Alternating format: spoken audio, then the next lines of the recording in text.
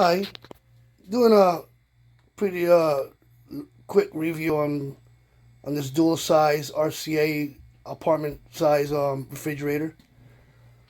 Just got it this morning and I installed it like 3 hours ago.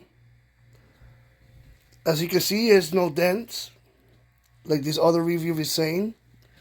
Nothing is broken. As you can see, everything is intact. Everything is intact, you know.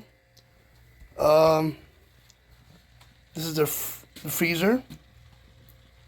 I stacked it up so you can see certain things you can put and add in your freezer. And you can tell it's working by the way it sounds. See, hear it? There you go. Also, it makes some quick ice in 3 hours, so not bad. And I'm not gonna lie, I did connected it as soon as they arrived, but then I had to wait a little bit longer so it could sit down for the oils could go through every pipe, so the fish could work fine.